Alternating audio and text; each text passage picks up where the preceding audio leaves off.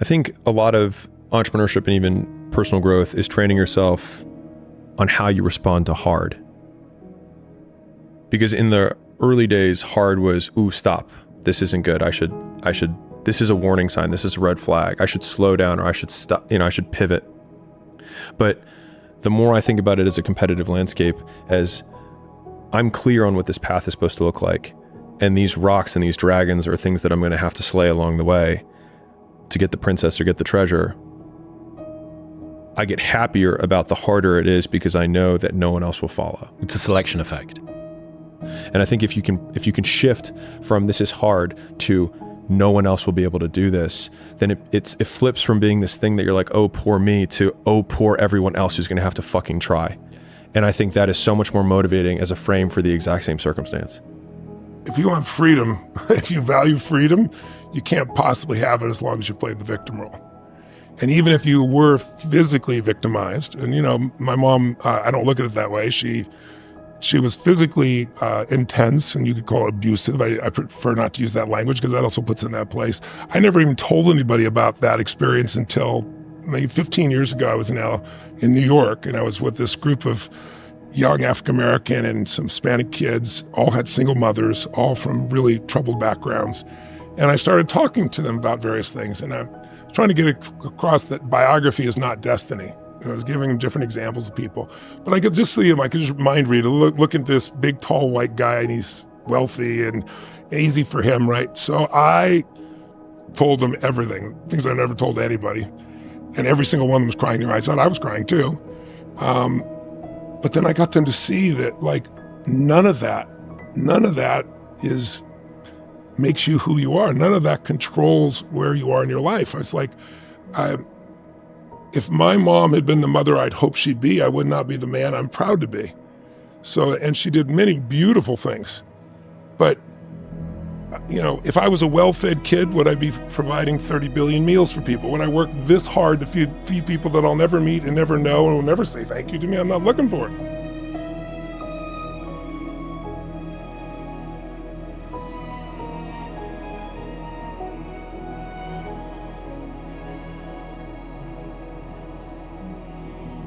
I wouldn't have had that hunger without that.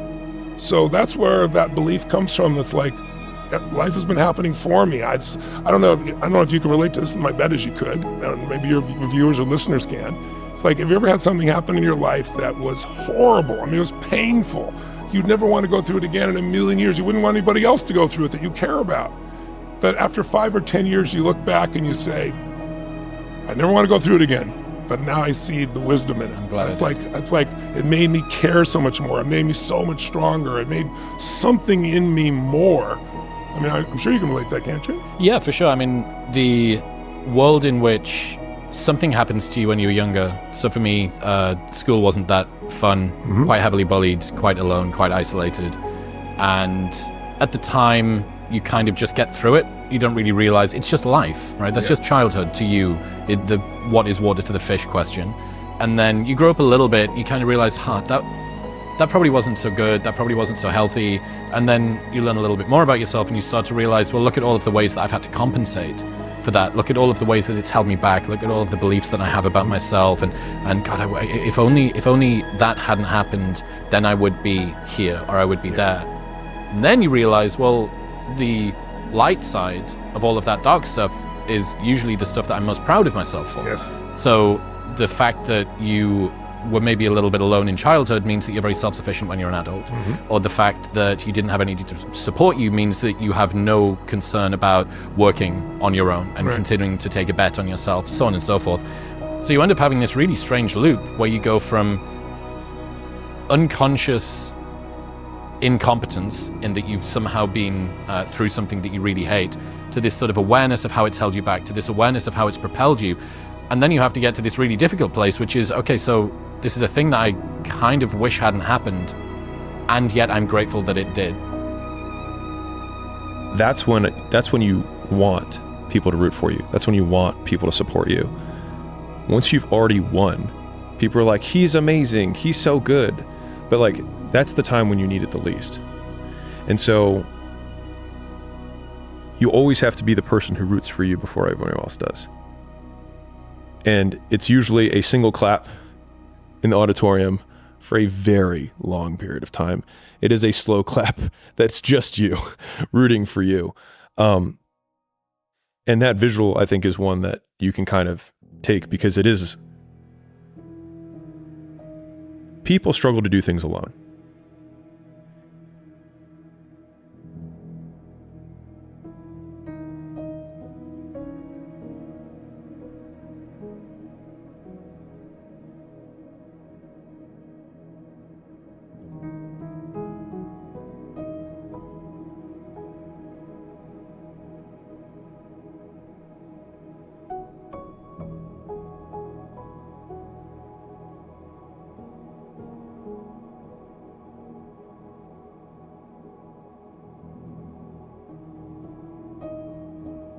People struggle to do things alone.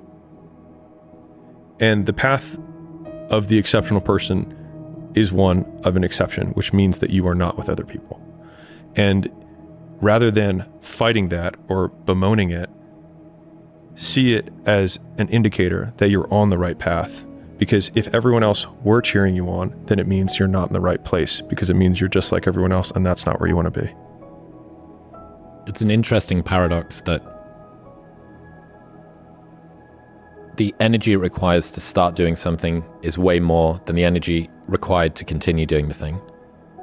And that the beginning of doing anything results in the lowest amount of reward, both internal and external, than when you've been doing it for ages. So I think about this a lot with the show, that there was this stat that Spotify told us, 85% of the listeners of this show found us in 2023. Right. And I thought at the end of 2022, remembering at that point, I'd been on Rogan, we were at like 650K. We've got, we've been doing 550, 600 episodes deep. Yeah. Like I've got it. I've done the thing. Like this is me doing, if this isn't fucking doing the thing, I've moved to Austin, Texas. I've got an O1 visa. I've got like all the rest of this stuff.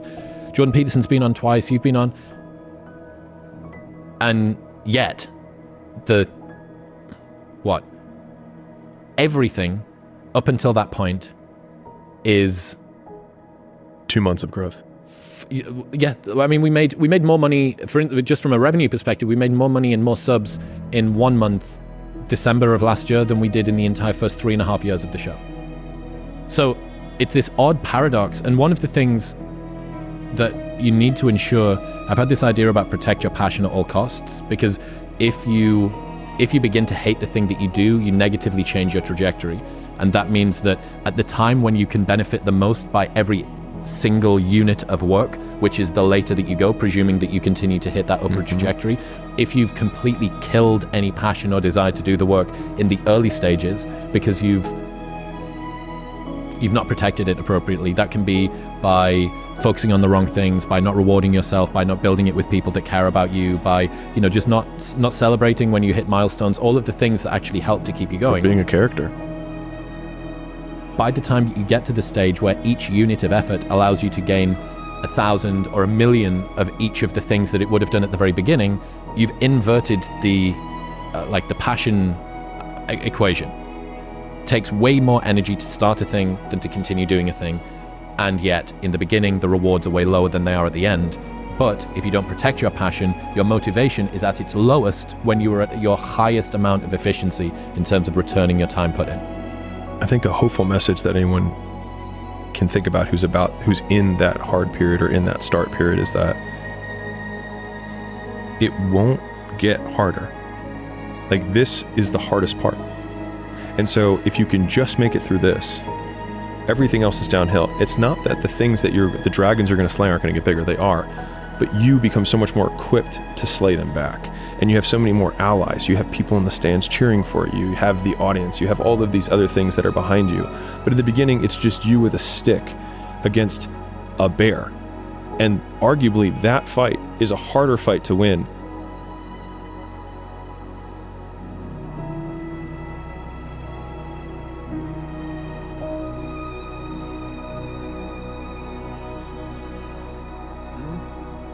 Because it's that I don't want to do something, but do it anyway. That's right. That grows this area.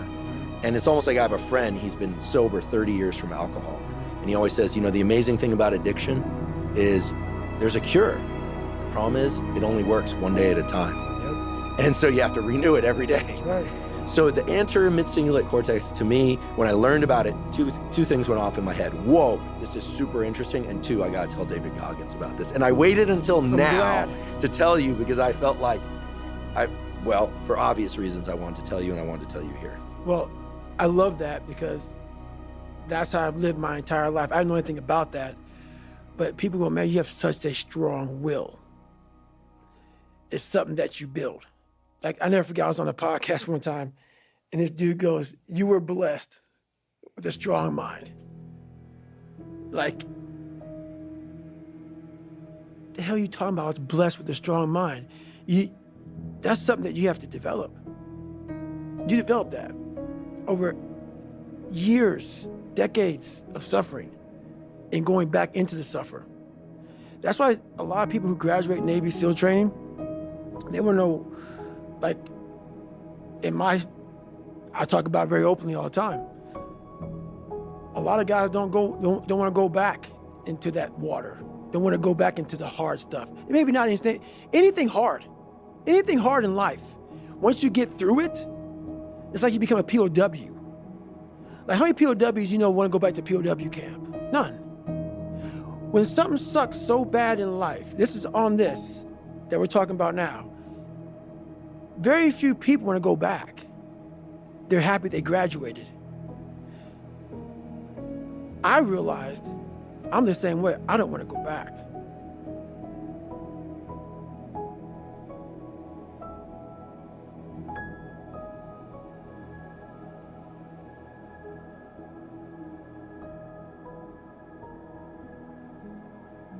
Well, I didn't know anything about this, but how I grew a will was constantly doing these things. To now, it's just life.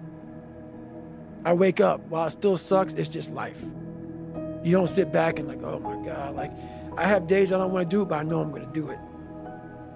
I know from years of just doing it. So that's beautiful, and this is why I came on here with you today, and I'm glad that you're talking about this, because human beings need to hear this. They need to stop hearing these hacks on this and that. There's no fucking hack, bro. There's no fucking hack. Yeah, you may this and that and saunas and all this shit yeah, it's great. There is no fucking life hack. To grow that thing, how do you grow it? Do it, and do it, and do it, and do it. That's the hack. The hack is gonna fucking suck. And that's what I realized.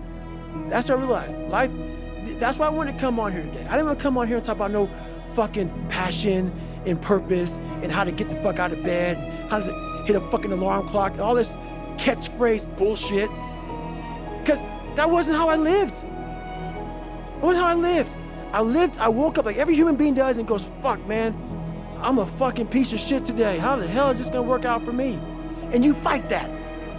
You don't override it.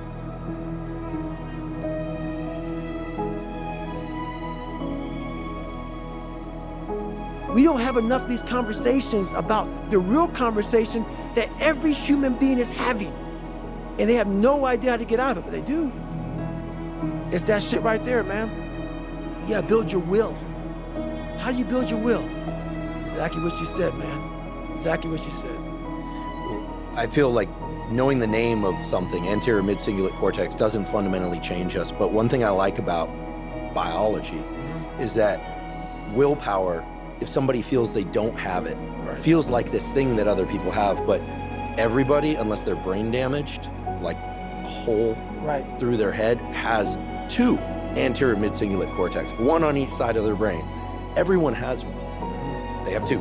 So I feel like it's just a question of opening the portal. And the portal, I'm going to say 10 times and forgive me, is I think people go, oh, I do hard things. I do sets to failure, and then I do forced reps. I love training with weights. I love doing sets to failure. I even like forced reps, but guess what? I like forced reps. So I'll tell you, they don't build my anterior mid-cingulate cortex. Because I like to do it. That's right. Anything you like to do is not going to enhance this aspect of willpower. And it seems so obvious once you hear it, you kind of go, oh yeah, of course. But I think you really close that loop for people when you share what you're sharing today and what you've shared elsewhere before as well. When you're trying to explain, the friction is the critical ingredient. Right. And I think people think, oh, if it's effort, well, then I'm getting better. That's part of it, necessary but not sufficient, as we say in science. But the suck part, the being haunted, the stick, they're really unpleasant terms. Very. These are probably the most unpleasant terms we've ever used on this podcast. Very. Those are the levers. Those are the gears. And without those, this thing that you're talking about, David Goggins, as a verb. Right. You know, I sometimes make the joke, but it's not a joke. Right. Goggins is a name, and it's a verb.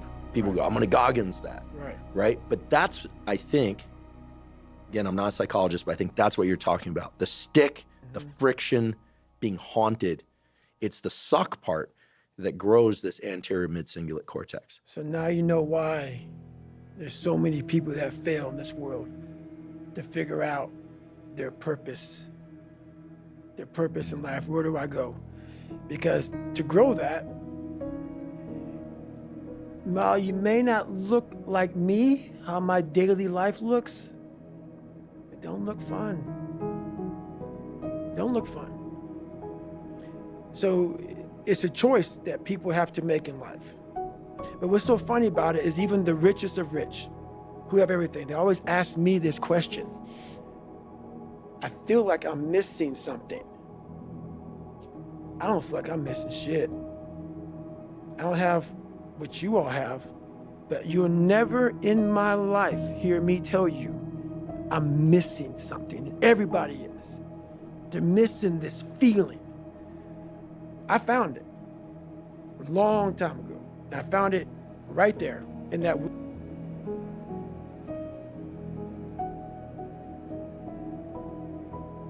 Like me, you call it happiness, peace, whatever the fuck you want to call it. People are missing exactly what went on with David Goggins. Why don't you smile? I do. But I figured something out. That's why you'll never hear me say I'm missing something. I found it years ago. You find it in the suck. You find it in the suck, and you find it repeatedly in the suck, to the point where you know exactly who you are. Most people are missing something because they don't know who they are. They never examine themselves. They've never done this experiment on themselves. The lab rat, we're all lab rats, but you're also the scientist. You create your own self. Most people are missing something because there's so much trapped in there. I don't even want to say potential. I think that's a word used out too much too. There's so much in you that God or wherever the hell you believe in, or if you're an atheist, in you, that you have not unlocked, that you walk around with this gorgeous wife or great husband and all this money, you're like, God, I feel like I'm missing something. Yeah, because it's about 75% of you is still fucking in there. Still chained up because you just didn't want to find your willpower. Didn't want to find your soul, your will, your heart, your determination, your guts, your courage. And what that looks like, it looks scary. Like your little scary lab I went in. Scary. To wake up every day and say, I'm stupid, but I want to figure out a way to be smarter. Versus saying, man, I just can't do that. So you limit this box. So your box becomes so small of things you can do. My box wasn't even a box. It was a fucking little pinhole. And then, through examining myself, getting some willpower, some courage, it became bigger than this table. But that's what we all do. That's why I wanted to come here today and talk to you about real shit. Not no fucking hacks. There's no hacks, bro. It's you against you. You against you. And if you misunderstand that, you have a real problem. A real problem. I can understand you misunderstand me running down the street, shirt off, fuck this, yeah. I can get it. I get it. If you misunderstand what I'm saying right now today, the problem is you.